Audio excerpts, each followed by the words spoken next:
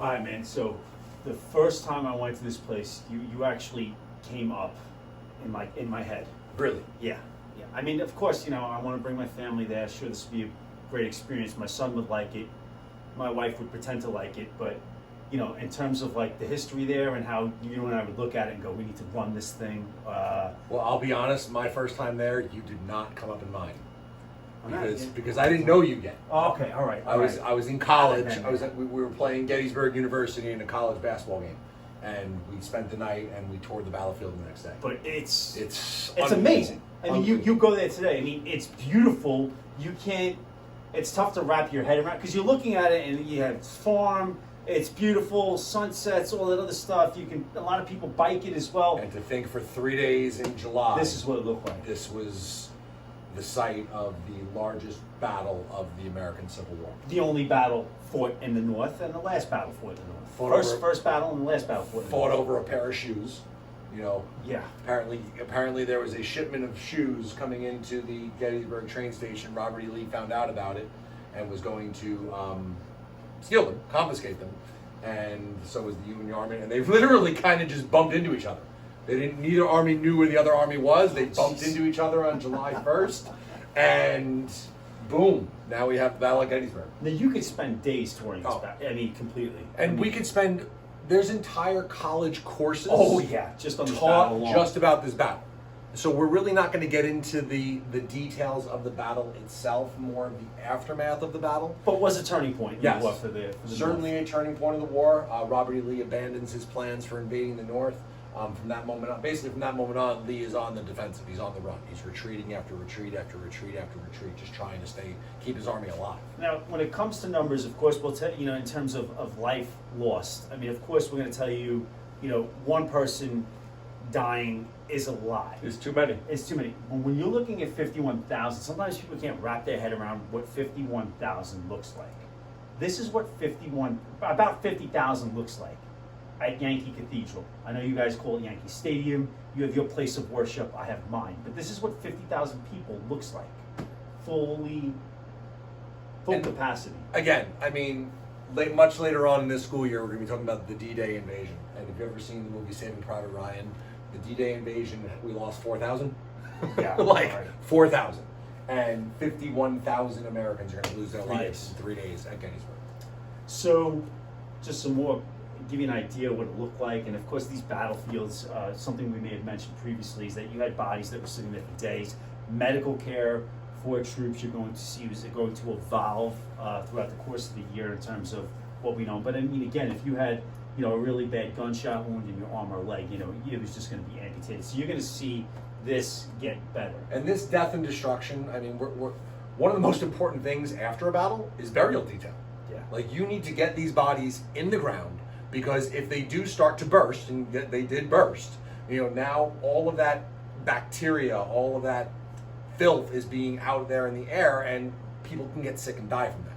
So to keep your surviving soldiers healthy, you had to go on burial detail. So 51,000 dead, and in a matter of a week, you have to bury that many people that quickly. How many of them are unidentifiable? I mean, exactly. Hundreds, if not thousands of them are unidentifiable, buried in mass graves. So, like, as we keep that in mind as we move a little bit more forward.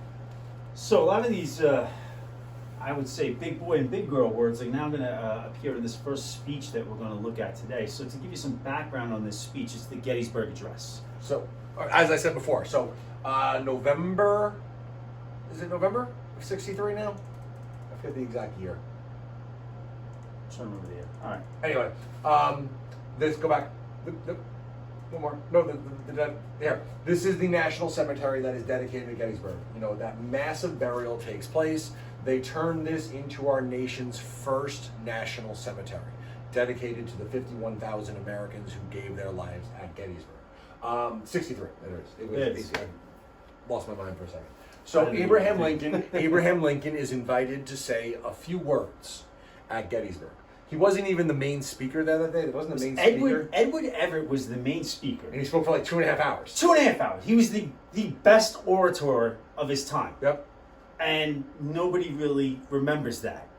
What they remember is the few words, the 10 sentences, 275 words that That he Lincoln- scribbled onto the back of an envelope while he was on the train ride from Washington D.C.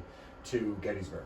And that always fascinates me. I mean, I'm usually staring out a window of a train line. Duh. You know, I mean, of course, he had bigger things Yeah. to do that day than me. You know, and but- these two paragraphs are considered to be today still the greatest speech given in American history. So I guess I'll read it, but are we gonna? Should I read the whole thing? No, I or think stop we at break one it point? down. We'll break it Okay. down. All right, I'll read this one and we'll break it down. I love how this goes. I used to have it memorized. So, all right, 7 years ago, our fathers brought forth on this continent a new nation, conceived in liberty and dedicated to the proposition that all men are created equal.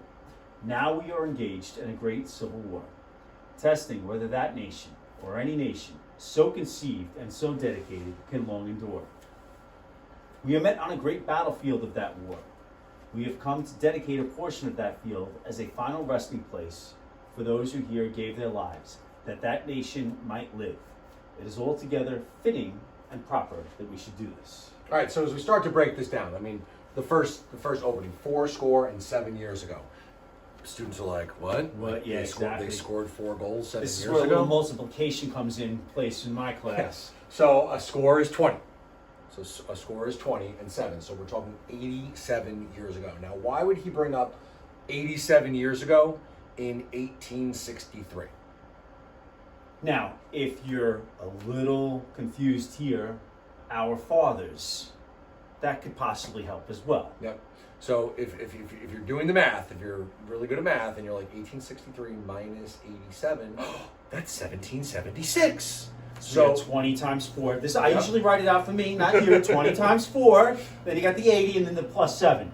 So So not Common Core math here. So it's in 1776, our forefathers, Washington, Jefferson, Franklin, Adams, brought forth on this continent a new nation, our nation, the United States of America, conceived. What does conceived mean? Born. Yeah. Born of the To begin. idea of liberty and dedicated to the proposition that all men are created equal. You say it every single morning from Jefferson's Declaration of Independence. We hold these truths to be self-evident that all men are created equal. Now, we're not neglecting this. We'll probably circle back to that. Yep. All men are created equal Yep. quite a few times during the year. So if you don't feel that we satisfactorily addressed it to your needs, this is just the beginning that we're going to discuss the all men are created equal. So here, now, we're here, 87 years later, fighting a civil war, testing whether that nation conceived in liberty and dedicated to the idea that all men are created equal can survive, can long endure. This is the test, the great test that our nation is in. We're here on a battlefield of that war. Where are we? We're at Gettysburg.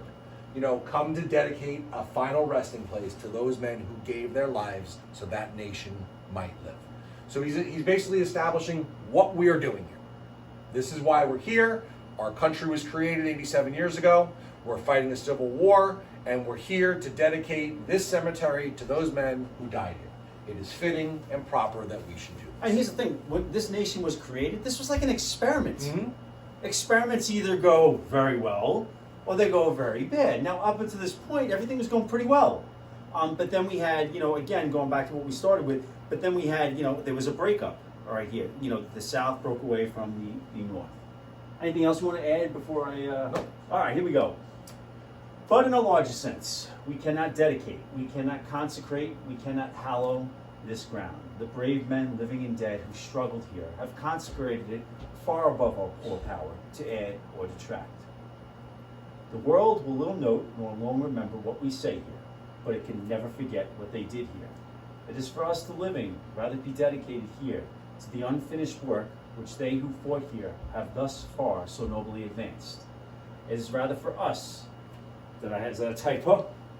To be here dedicated to the great, it is rather for us to be here dedicated to the great task remaining before us, that from these honored dead, we take increased devotion to that cause for which they gave the last full measure of devotion, that we here highly resolve that these dead shall not have died in vain, that this nation under God shall have a new birth of freedom, and that government of the people, by the people, for the people, shall not perish from the earth. Chills. I know. Every time.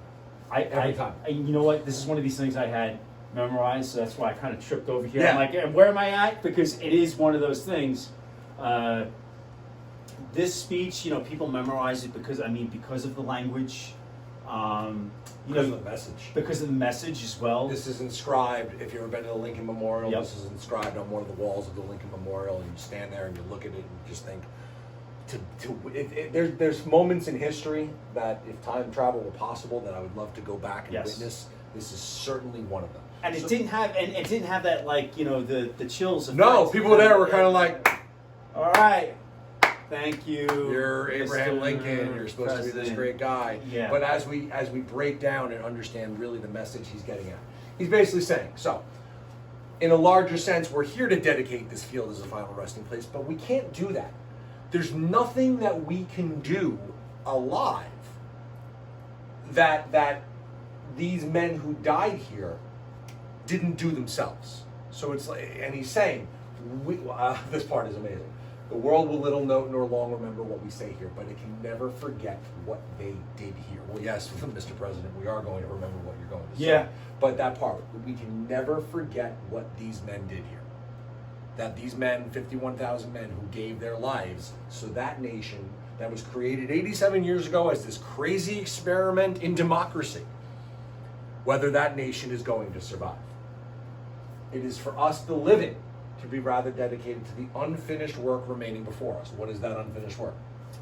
Bringing us back together. Yes, winning the Civil War and preserving the Union. My favorite line in the whole entire I know where you're going with it Gettysburg because Address. other people borrow from it. Yeah. That from these honored Yeah, dead, there you we go. take increased devotion to that cause for which they gave the last full measure of devotion. Where is it? That's not the one I was thinking. It was No, the no. other one. The government of the people, Oh, no. by the people. Yep. That you'll hear that. People will pull that from speeches and try to make it their own. Yep. But this part here, from these honored dead, we take an increased devotion to that cause, the cause of liberty and all men being equal, that cause of preserving the Union. We take that increased devotion to the cause for which they gave the last full measure of devotion. I post the Gettysburg Address on social media every single Memorial Day. Gosh, yeah. Because of that line, the last full measure of devotion. Those 51,000 Americans gave their last full measure of devotion to this country. Because there is nothing you can give to the United States that is greater than your own life to defend that country. And that's what he's saying here. We have to take that torch that they've passed to us to carry out the great experiment. And then ending with, of course, that this nation under God will have a new birth of freedom. What birth of freedom do you think he's talking about here? Renewing, coming back. Not just that, but this, now where are we? It's 1863. Yeah. January of 1863, what is Lincoln issued? Emancipation Proclamation. Emancipation There we go. Proclamation. This country will have a new birth of freedom. That freedom, not just of freedom from tyranny of Great Britain, but freedom for the enslaved African Americans in the South. That will be our new birth of freedom. And that government of the people, by the people, and for the people shall not perish, shall not die from this earth. Now you're bringing up like the different levels it has. I mean, you're bringing up the fact that you posted every Memorial Day. After the first anniversary of 9/11, actually Governor Pataki read the Gettysburg Address. Let me find a better picture. He actually read the Gettysburg Address on the first anniversary of 9/11 because this was hallowed ground. Yeah. I mean, another thing too, and this is just my silly mind at work too. When you look at this a number of different ways, I mean, could this be a love letter? I mean, think about this. Yeah. Do you remember when we met? Here's where we're at. Here's where we can be. Yeah. I mean, I know that wasn't his. No, it's not, but absolutely. Maybe I've seen too many, romantic comedies. All right, but this. Go ahead. You can judge me later. Amazingly enough, there's actually a photograph of Lincoln delivering his Emancipation Proclamation. When I pointed out, every kid thinks it's this guy here in the big top hat with the Nope. beard. No, it's him right here. He took his hat off. He's delivering the Emancipation I think Proclamation. we have a close up. There Yep. we go. I'd imagine It's all right. We'll get it. that the people go back. Yep. That the people standing here probably didn't even hear him. Probably not. It's not like he's like with a Yeah. microphone or a bullhorn, and Nope. he's probably just reading it. 70 years ago, our fathers brought forth. So, You know, but it's as historians then get a copy of that and it's published throughout the country that it really begins to change the goal of the Civil War. That's really what this does. From not just preserving the Union, which he's talking about, but is now to end slavery. Because now the great task remaining before us is bringing us back together. Yep. I think that was our producer's way of telling us that we're done. Cut it!